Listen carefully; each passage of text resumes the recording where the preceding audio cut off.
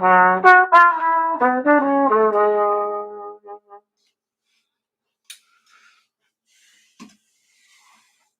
right, everybody, how are you? Let me adjust this just a little bit.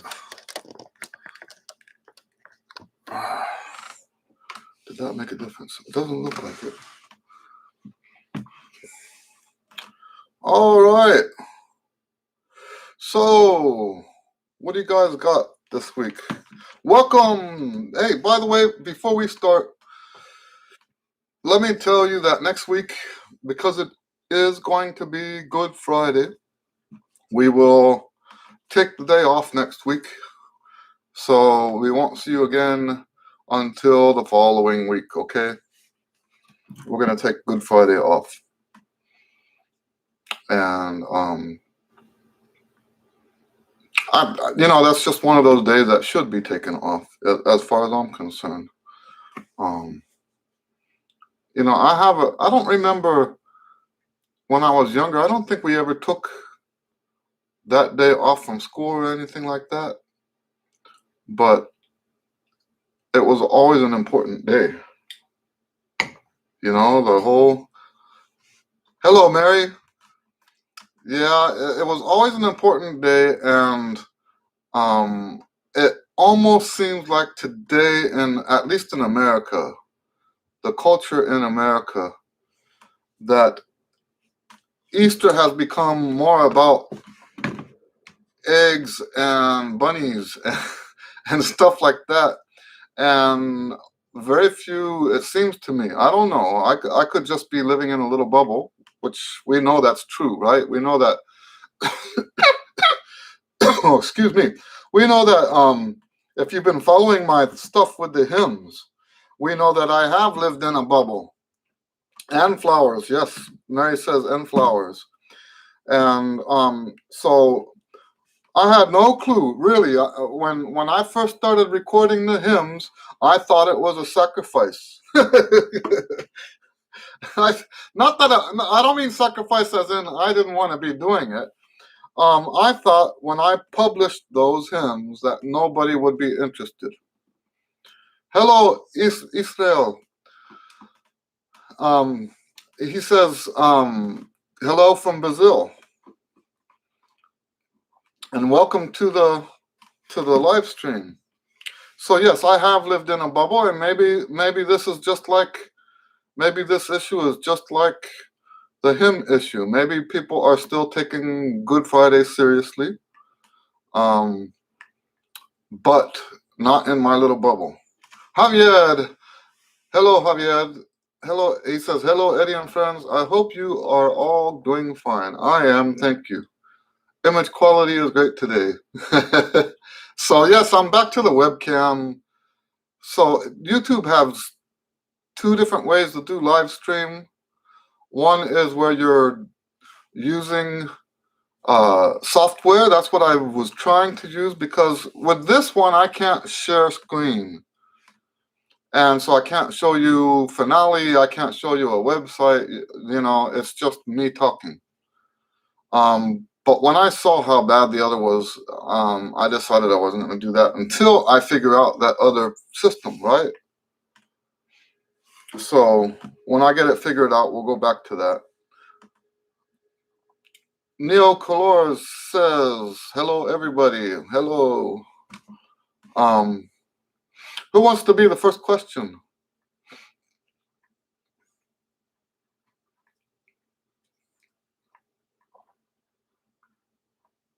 And you could hear a pin drop. I'll play a little bit until the first question pops up.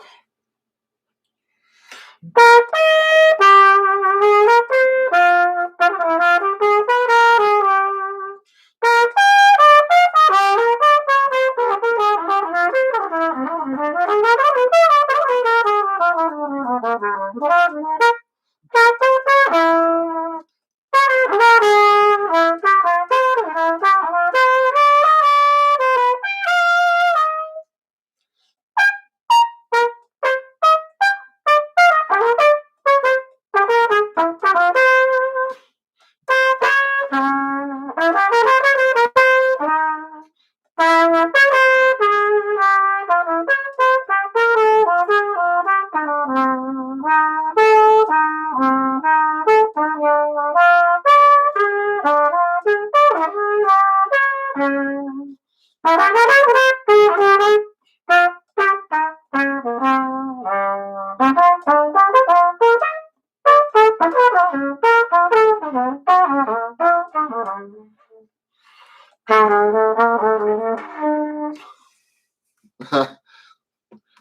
Javier says, I know there are a lot of variables in tuning the trumpet, like temperature, etc. How do you tune the trumpet, and do you use a specific note? Tuning, in the late 80s, I started calling intonation the monster, because when you look at technically what it takes, especially with trumpet, and when you look at what it takes to play in tune, the deeper you dig into it intellectually, the more horrifying that subject becomes. Right? Because I just have to start with that. I know, I'm going to read your question again. I know there are a lot of variables in tuning, like temperature, and temperature is a variable. How do you tune the trumpet, and do you use a specific note? The most important thing for tuning is to adjust as you go. And that's a problem, isn't it? Because when we first start with music, we only have a very vague idea of what is in tune and what is not in tune. It's only after you've been playing for a long time that you start to develop a more keen sense of what it means to play in tune. And the way I like to see this is that our awareness goes from a broad to a more specific, right? And here's the problem is, so that's the first thing I want to say, is that you have to play by ear. If it sounds flat, you need to nudge it up to a higher pitch. If it sounds sharp, you have to bring it down to a lower pitch. And if you can use your slides to do that, then you use your slides. If you need to use a false fingering, then you use a false fingering. Now, here's where the problem happens, is that the trumpet is a naturally out of tune instrument. That when Charlie Geyer told me those exact words, the trumpet is a naturally out of tune instrument, it was so mind opening. The trumpet is a naturally out of tune instrument. In other words, you must adjust. You absolutely must adjust. There is no plug and play for intonation on the trumpet, and there's no such thing, by the way, as a trumpet that plays in tune. Right? Now there is such a thing as a trumpet that plays worse out of tune. Okay. I know that sounds like a contradiction. It's not a contradiction. Most of the trumpets, if you buy a Bach, a Yamaha, Shelke, any of the big the name brands, right? They are going to play in tune within a margin, but that margin is not close enough for what we do in music. Okay? But there are some instruments that are way, way off. Okay? So almost all of them can say we have a trumpet that plays in tune. But what they mean is within reasonable boundaries, right? You still have to adjust. Okay, so now, how do you play in tune? So that's not exactly what you're asking, right? You're saying, how do you tune your trumpet? But you have to understand that the purpose of tuning your trumpet is so that you can play in tune, right? So we can't bypass that subject. And you have to know that there has to be adjustments. So this is so what I'm about to say to you is that when I tune on purpose a tiny bit sharp. And I know, and this is why I have to preface everything, because I know that when people hear that, they get triggered and they start talking about these trumpet players that play everything sharp on purpose. And that's not what I'm saying. I believe in playing in tune. I do not believe in playing sharp. So I'm talking about that C that we normally tune on. And by the way, when I do the tuning, I do not look at the tuner while I'm doing the preparatory notes, right? You shouldn't just, we don't want to just play the C.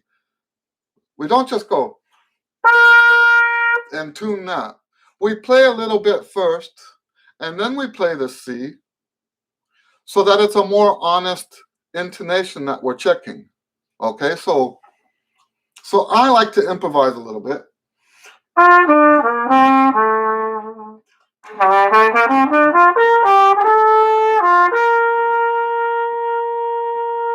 Then while I'm holding that note, I will look over at the tuner and see where it is.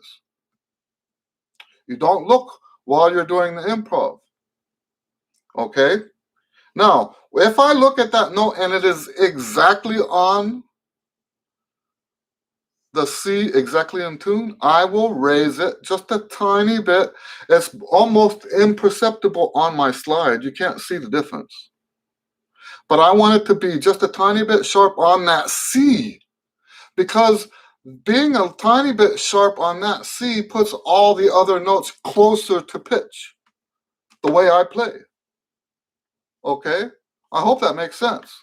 Playing on that C just a tiny bit sharp, it does not mean that I'm playing all the rest of the notes sharp. Playing that C just a tiny bit sharp means that some of those really, really flat notes are going to be closer to the pitch. Okay? So that's why I have to preface all that, because there are people that get triggered. And it's not that I mind when people get upset. I don't mind. It's when they propagate untruths, that's what bothers me. Okay? The false news stuff. Right? All right. So I see a bunch of stuff has come in. Let me see. Shay 504 says, how to develop a strong embouchure. So I believe for developing a strong embouchure, I believe in following the 3 levels of rest. And I have also a video on here. Let me see if I can give you the link.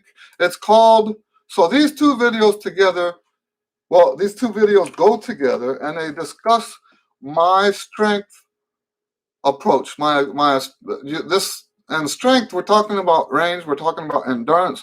We're also talking about getting a good sound. Okay? So strength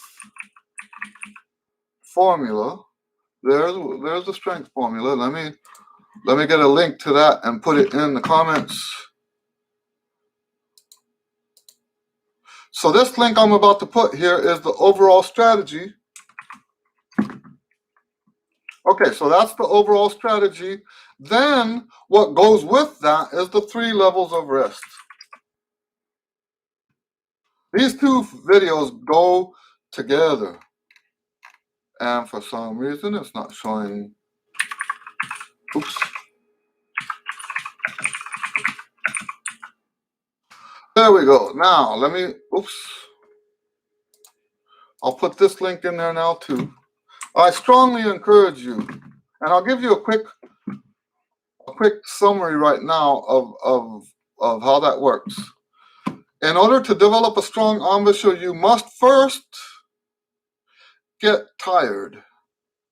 You must first do, and I prefer that you get tired playing the horn. There are ways to get tired that don't involve the horn. But we want to make sure that the muscles that you're developing are 100% appropriate for playing the trumpet. The best way to do that is to play your trumpet. Okay? And then number 2 is you have to rest afterwards. You get tired, you rest. You get tired, you rest. Now, the second video that I posted the link for tells you about the resting part of it. Okay? So that's how you develop a strong embouchure. It has to do with your schedule. Believe it or not, when I say it that way, like someone will hire me to talk to their children at their school or whatever, and I'll say, and this subject will come up, and I say that it's your schedule, your practice schedule, that creates strength, right? And they're like, that's not at all what they were expecting. So, but yes, it's your schedule. If you set your schedule up right, you will develop strength. Neo Colores says, I'm playing your routine every day. Wonderful. Great improvements. Thanks a lot. Any suggestions for tempo for the articulation and tonalization parts? Should I increase the tempo over time? There is no tempo in the book at all. Yes, you should increase the tempo over time if you're going slow. Okay? If you're not making any mistakes and you're playing real slow, then you can increase tempo. Now, what I strongly recommend for tempo is that you slow down during the exercises. I still do that. Okay? So if I'm playing tonalization studies, let's pretend I can only play up the G above this G at the top of the staff, right? And I'm playing, and for some reason that those top notes are hard for me.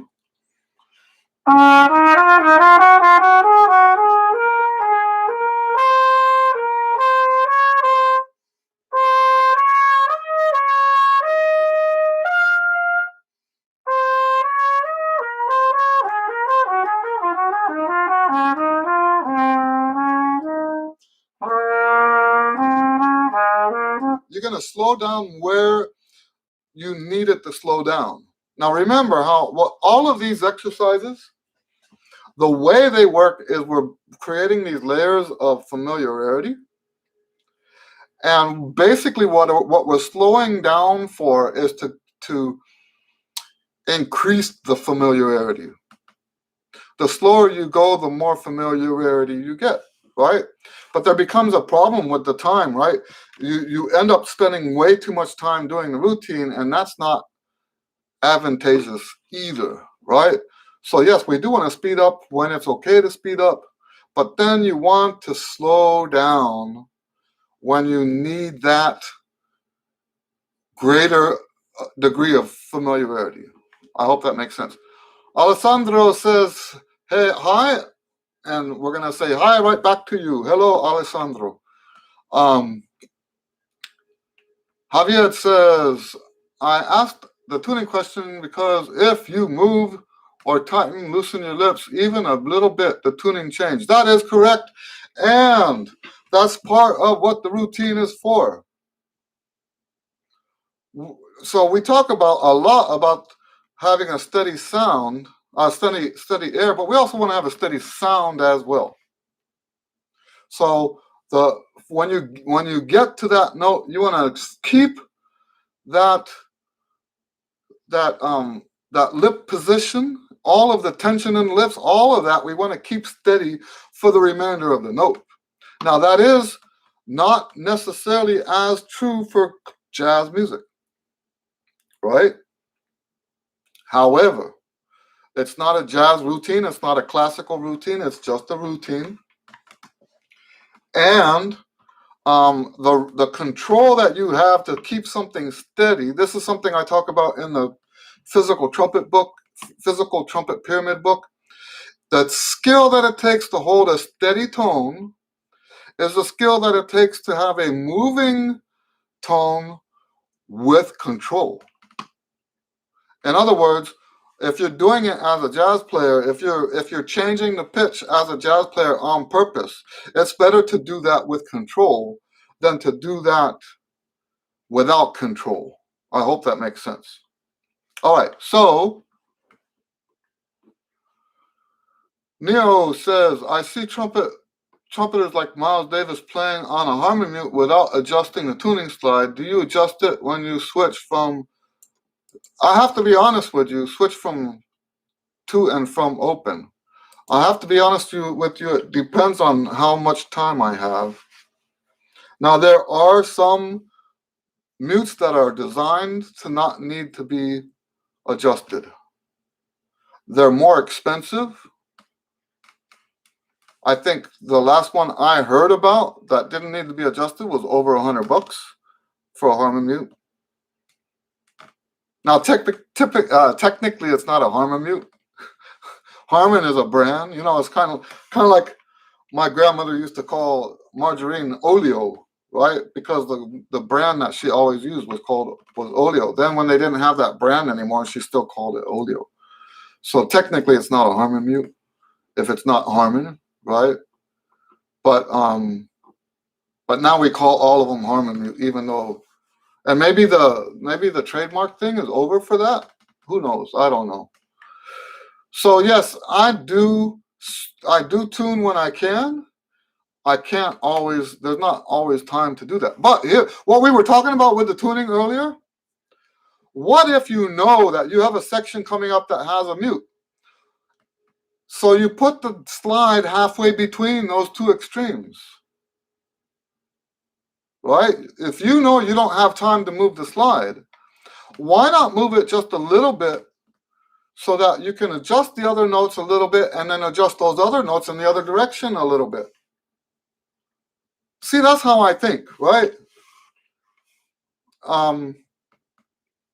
It's more of a practical thing, right? Martin, or is it Martin?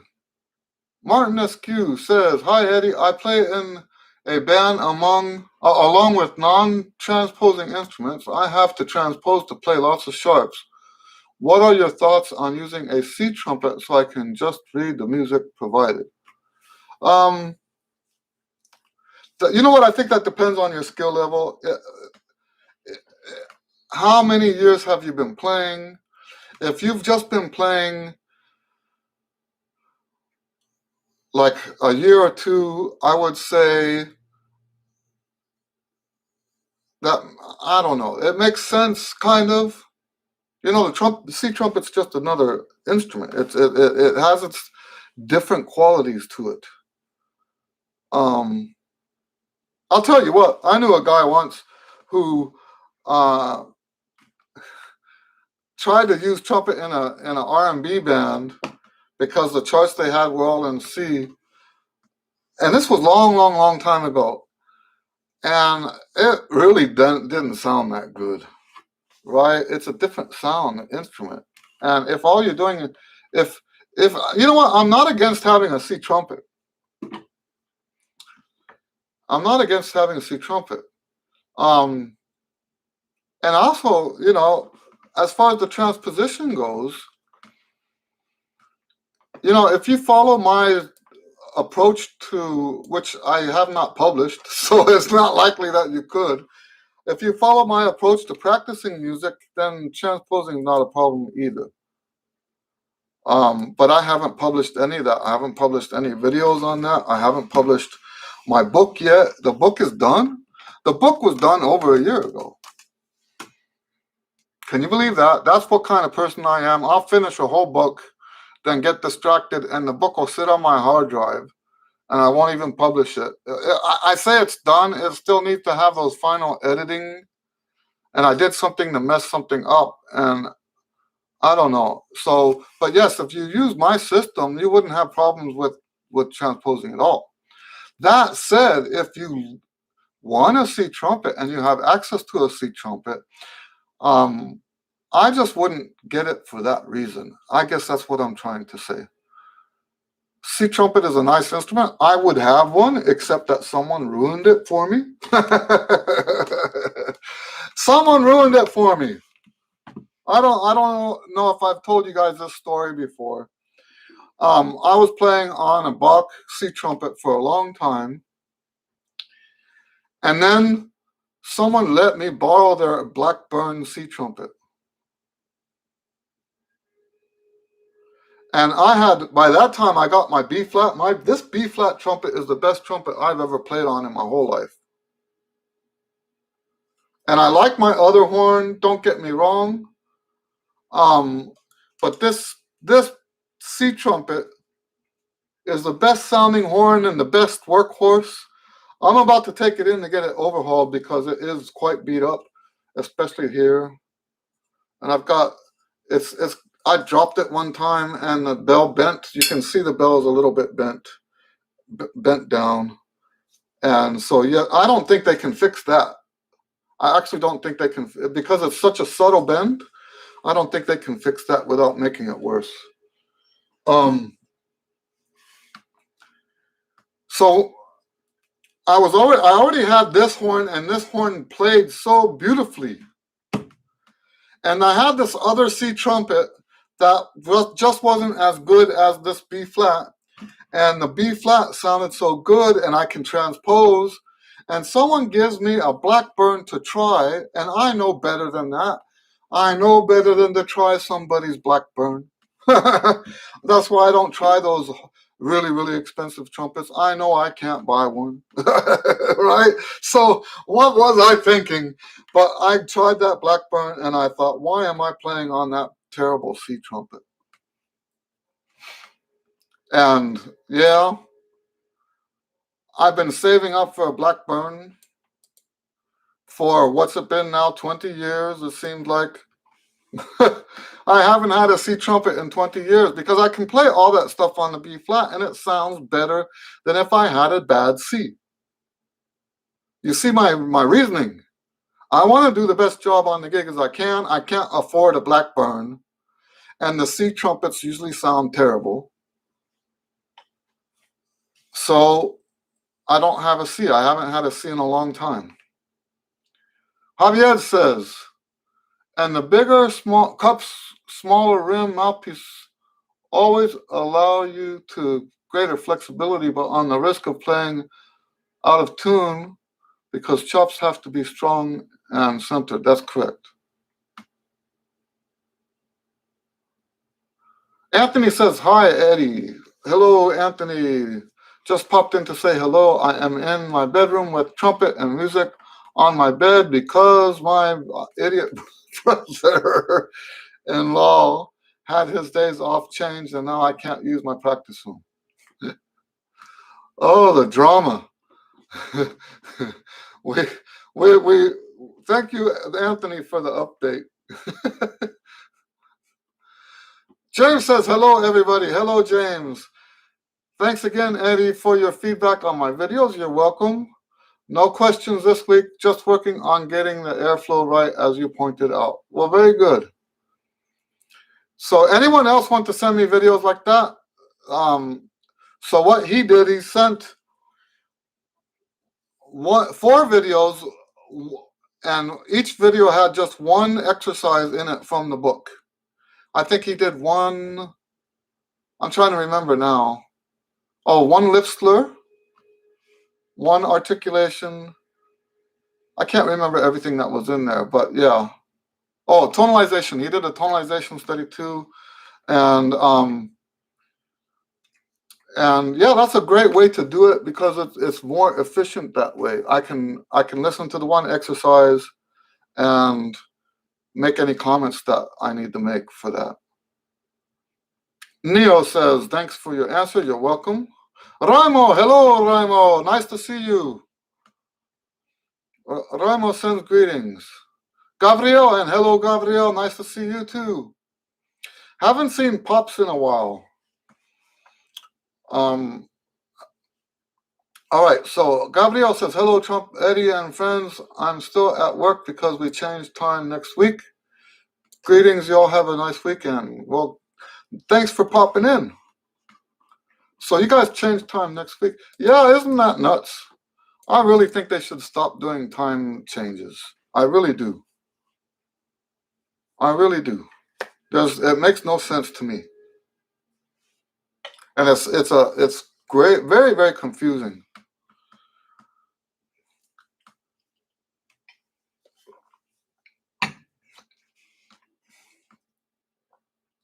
Javier says, Harmamute, in my country, they call it toilet paper comfort and not toilet paper because the most popular brand over here.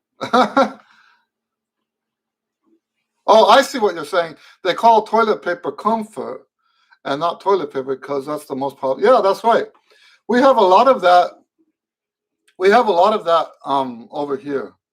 Like Jello is gelatine, like the stuff in the mold. We call it Jello because and like what you guys call cold in the UK, and I know this because of Pearl. What you guys call cold drink or cool drink or whatever it's called, we call that, no matter what the brand is, we call that Kool-Aid because that's the brand that was popular here. Mary says you guys change clocks next week too. Interesting.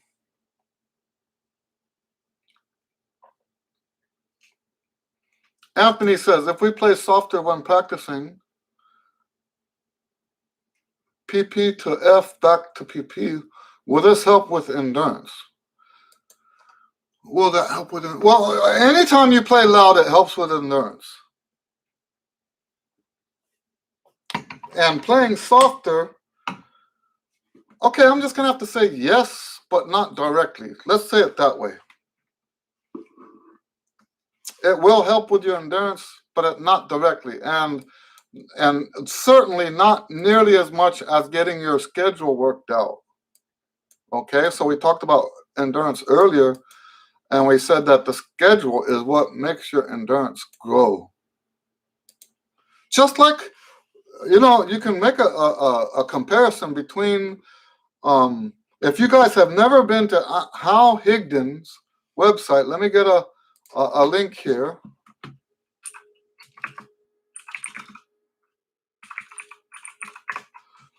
He teaches people how to go from couch potato to marathon. And he's got schedules on his website. And whether you like running or not, I wish I could run.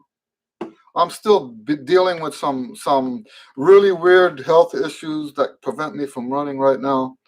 And it's really saddening for me. I wish I could be out there running. But he has training schedules on there that whether you want to run or not, you can look at that, and that's the kind of stuff that helps you. If you understand a marathon training schedule, then you also understand what it takes to be a stronger trumpet player. I think every trumpet player in the world should be reading this guy's schedules. Now, let me see where, what, I should have given you a more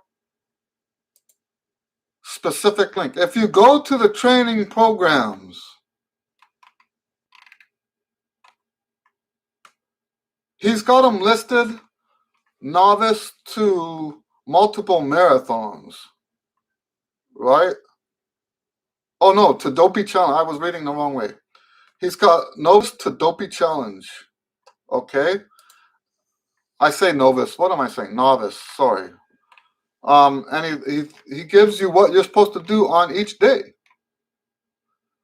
Week 1, right? Monday, rest. Tuesday, 3-minute run. Wednesday, 3-minute run. Thursday, 3-minute run. Friday, rest. Saturday, 6. I don't remember what 6 means. And Sunday is a cross-training thing. I forget how to read his stuff. That number means something. I forget what it means, though. It's been a long time since I've been on there. 6 what? Not 6 miles, I don't think. Maybe it is. Maybe it's 6 miles that very first time. That doesn't sound like much of a novice, does it? I think he's got another set that goes from couch potato. Right? I'll never forget. Okay, I'm pretty fat now, right? I'm pretty fat now, but I used to be almost 300 pounds. I don't know what that is in kilos. I apologize. But I used to be almost 300 pounds, morbidly obese. That was in the 90s. And I exercised and got my weight down, got my weight down, got my weight down. And then after years of having the weight down, I decided I wanted to run again. And I will never forget that first quarter mile. After, I used to run in college, and I ran up until like 1990. And then I stopped exercising because there just wasn't time. And that's when I started eating, I think it's called cabrito pastor. There was a restaurant, I used to live in the barrio, right? And there was a restaurant walking distance from my house that had cabrito pastor plates for $2. And I was eating there like two times a day. And I ballooned out. I became real close to 300 pounds, maybe because I didn't have a scale. I only measured when I was like visiting people. I might have at some point been over 300 pounds. Yes, and then several years later, when I got the weight down, I'm about 200 pounds at that point, and I'm going to start running. And I did that first quarter mile. And really, I thought I was going to die.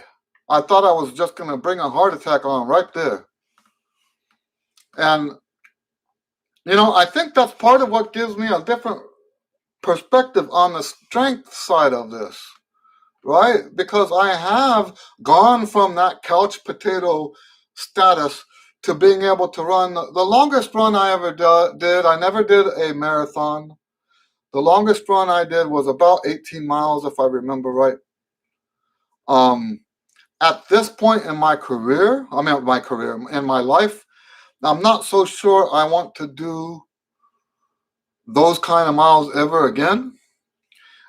I would like to get back to running at least 3 to 6 miles. Now, I do know what that is. That's 6 miles is 10K. So I think that's right. Yeah, I think 10K is 6 miles. I would like to get back to running 10K again, at least 10K. And right now, that's not where I'm at. I can't even, anyway, I'm not going to get into that right now. But God willing, I will be back doing that again. That's I have faith that that's where I'm going. Okay. Javier says, I was going to send you a video, but I was having double buzz issues, and then I realized the reason might be I started chewing gum like crazy, and I never chew gum. I rested, and it kind of went away. Okay, well, that's good. That's a very interesting observation. I'm not sure. What kind of gum was it? There's sometimes you can buy gum that has stuff in it that can actually cause things to go wrong in your mouth, right? Anthony asks, do I like using Chickwitz flow studies? Let me tell you about Chickwitz flow studies.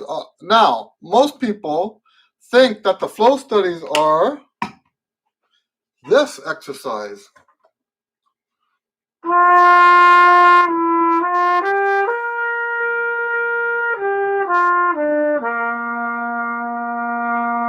That's what people think this flow study is.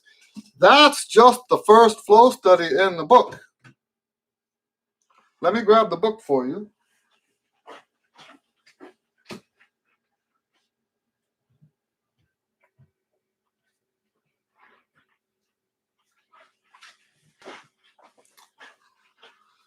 I bought this book in the 90s. Look what it says. Trumpet Flow Studies, a collection of, I'm reading that backwards,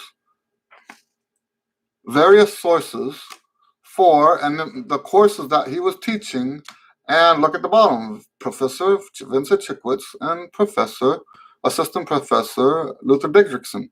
Now, Luther Didrikson, I took a lesson with one time. I used to live in Chicago, and the whole reason why I lived in Chicago is I wanted to study with these guys. Turned out I left before I got a chance to do much, but I did have one lesson with Luther Didrikson. Now, that exercise that you're talking about is on the first page. Well, I'm assuming that's the one you're talking about. It's on the first page. The second page is a continuation of it in the third page. So we have some more of that. But then,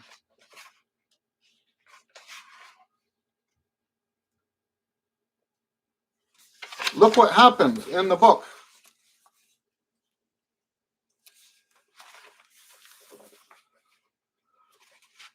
The rest of the book is etudes from selected sources.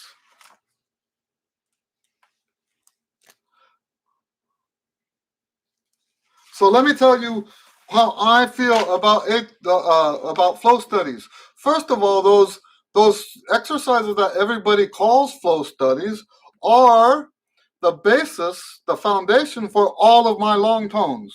Every single one of them.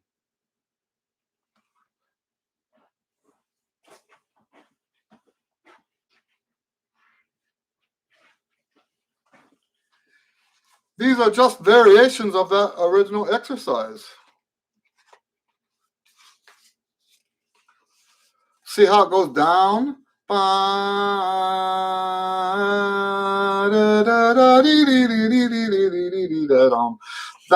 It's a variation of that exercise.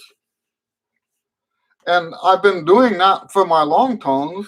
So when I wrote my first book, I didn't know about copyright issues. First of all, I didn't know that wasn't Chickwitz's exercise. I didn't know he didn't write that. He got that from another book. I don't know if he references the source or not. I don't see a reference in here. Oh, he does have a reference. The guy who wrote that, no, do you know what? That's not right. So I don't think he attributes it to anybody. But he didn't write that exercise. I didn't know that back then. I didn't know how copyright worked, and I was writing a book, and I decided, when I wrote that first book, I was doing that Chickwitz flow study, the one that everybody practices. I was doing that every day. I was doing it every single day. Okay? And what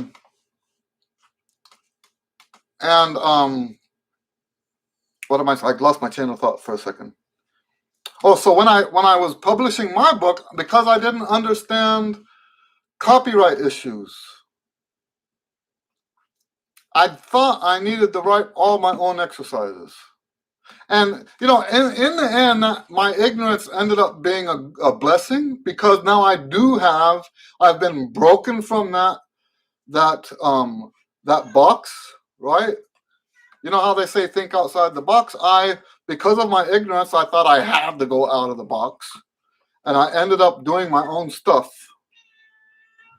which kind of helped propel me to do more of my own stuff, right? So yes, all of my long tones are based, the foundation for all of those long tones is the famous Chickwitz flow study. Okay, so that's how I feel about it. And I was so inspired by the rest of these etudes that I wrote my own flow study book, which we've heard Gabriel says he's got that book, and he likes that book, the flow study book. He says it's one of his favorite books. So yeah, so and then once again, that book was my flow study book was inspired and motivated by this book. So yes, I'm a big fan of flow studies. Javier says, in Mexico they have tacos al pastor. That's correct. It's a delicious food. It seems all food that contains al pastor in its name is good. So so I don't know if this was cabrito or if it was pork. But yes, it was. The fact that it was so cheap, and Javier, when I very first started playing cumbias, they always had a taco truck outside. And that's, by the way, part of the reason why I got fat. Because I was eating all that stuff on the breaks. For $1, I could get a couple of tacos. Al pastor was on there. They had lengua. I love tacos de lengua. I love barbacoa. All of that stuff. I would like pick and choose all the different flavors. The only one I haven't tried that I won't eat is sesos. I won't eat sesos. So I don't even know what it tastes like. I don't want to try it. So all right. So Anthony says, okay, thank you. You're welcome, Anthony. Any other questions?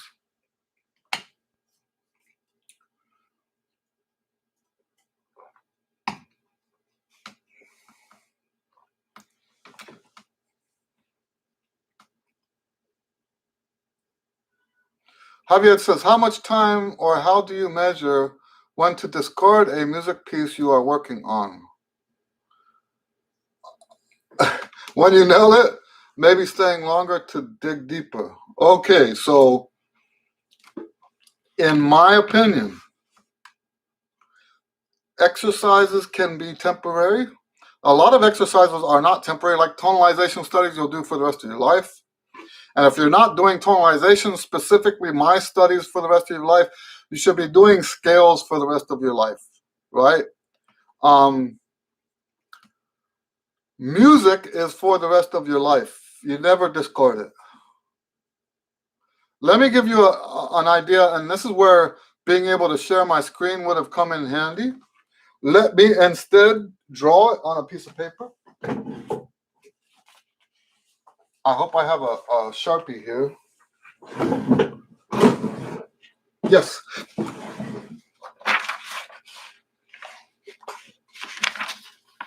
Okay. So you have your current tune.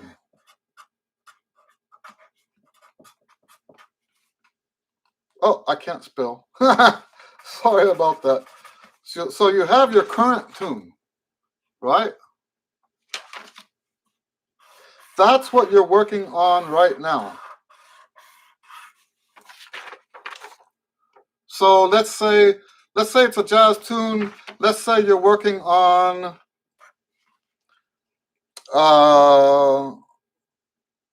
April in Paris.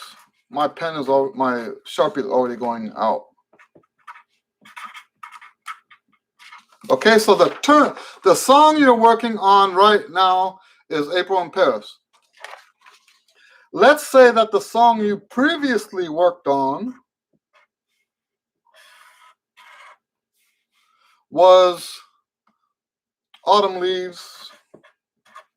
I should actually be spelling stuff that's got shorter words. My pen is going out.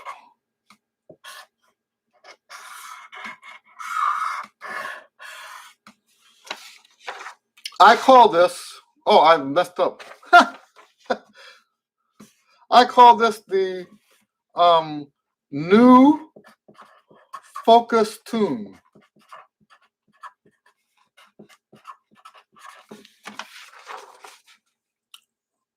Autumn Leaves is the new focus tune. I should have put new focus tune here and then a line to Autumn Leaves here. I'm not being consistent. So you have your current tune, the song you're working on now. Your most recent song before that is called the new focused tune. Then beneath that, and I'm using arrows for this because it matters.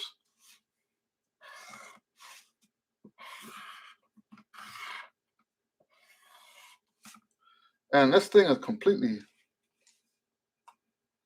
I need a new Sharpie.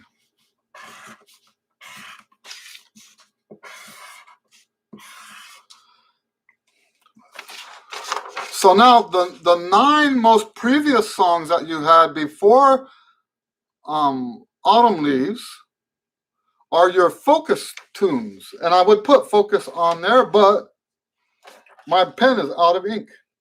Then under that is a long list, and I'm just going to put squiggly marks. Each squiggly mark represents the name of a tune, and you can have hundreds of these. And when I say tune, it can be anything, any piece of music. It doesn't have to be jazz. I'm just using the word tune because I don't know, that's who I am. Okay, so you have all of this. You have the song you're working on now. You have the new focus tune, and then you have 9 focus tunes, and then here is a list of old tunes. And you should be cycling through all of these. So let's say you have, so you have practice sessions where you're practicing the new song. Then you have other practice sessions where you're cycling through the old songs. This is part of I've been telling you guys about my accumulative method, the art of accumulative practice.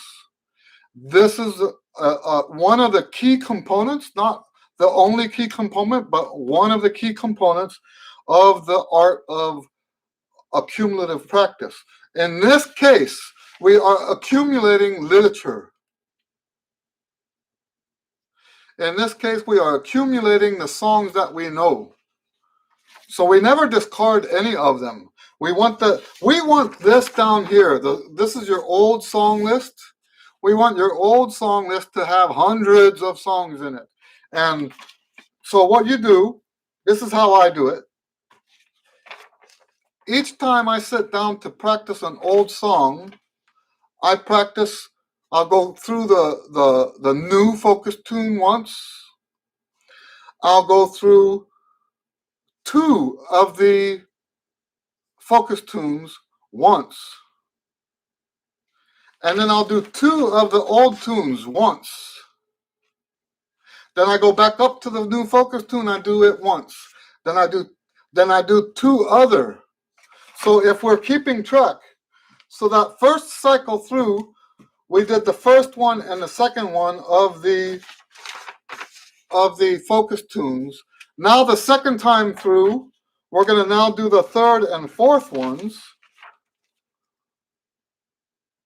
And then the third and fourth of the old tune list. Okay? So the reason I'm organizing it this way is so that we don't ever lose any tune, ever. That the music that you practice is with you now for the rest of your life. And that's one reason why it's so important that you pick the songs that you practice carefully. Because that song becomes part of who you are as a musician. You know, there's people who say they believe that it's your sound as a trumpet player that defines you as a trumpet player. Who you are is your sound. And I absolutely disagree. I absolutely disagree with that statement. It is not your sound that defines you. It is your literature. It's your repertoire that defines you.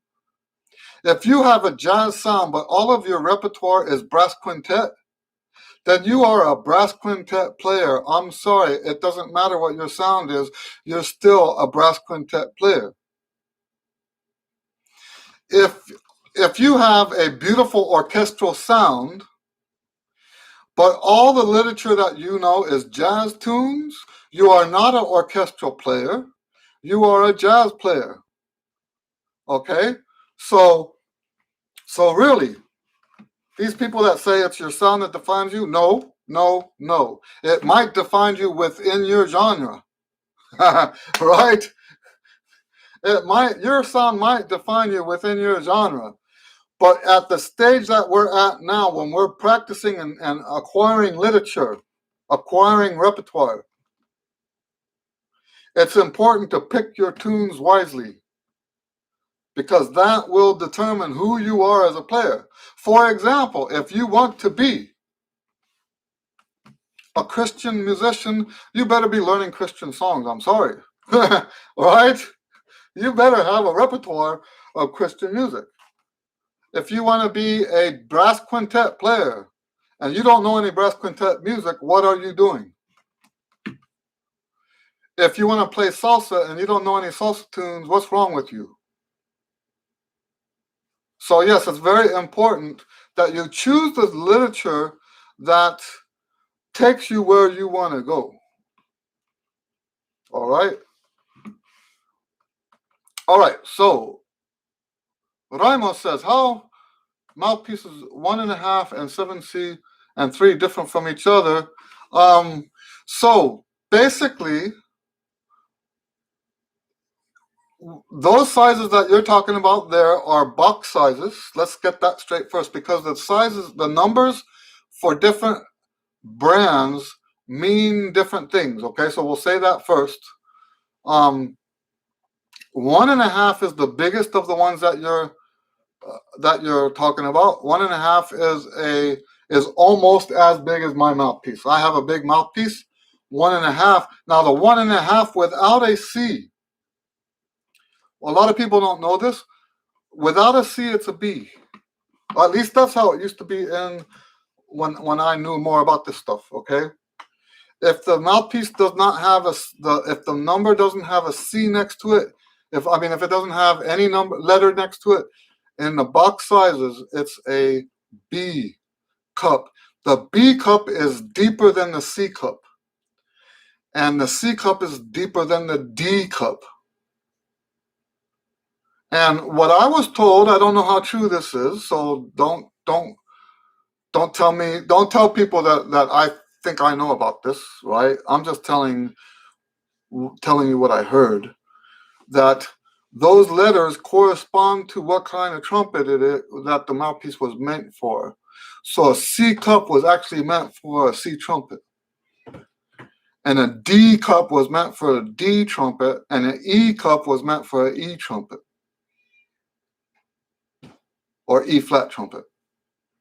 And the one that did not have any letters on it was meant for a B flat trumpet. Okay? And so the order that you've got there is 1.5 is the biggest one. 3 is the next up in size. And 7C is the smallest one of the 3 that you're looking at. And if the 3 that you have does not have a C on it, that 3 is also deeper than the 7C. In theory, a lot of this stuff might not be actually true. All right. Raimo says, I ask because I am switching them all the time and I am confused. Yes, there's quite a big difference between the 7C and the 1.5. Not as much difference between the 7C and the 3. Oh, it is a 3C. So yeah, there's not a lot of difference between the 7C and the 3C. They are almost, there's a lot. Let's put it this way, the 3C is closer to the 7C than it is to the 1.5. That's my understanding. Javier says, thank you, Eddie. I get it. Every time you play an old tune, even if you do it once, is accumulation. That's exactly right. Javier says, it makes sense. Music is like food. You are what you eat. Listen, practice. That's correct. Yes, it is. And with that, I'm going to, Raimo says, okay, thank you. You're welcome. And we're right at 2 o'clock. I'm going to shut it down now. We will not see you guys until the following week. Next week is Good Friday. We're taking the week off, okay? Taking the week off from this, okay? All right, very good. Nice to see you guys all again. Good questions this week. You guys always have good questions. And we'll see you next week, okay? Have a great week. Oh, see you not next. I just said we're not going to see you next week. Oh, and by the way, happy Palm Sunday, happy Easter. I don't think it's appropriate to say happy Good Friday. All right, we'll see you guys next time. Have a great holiday week. All right, bye.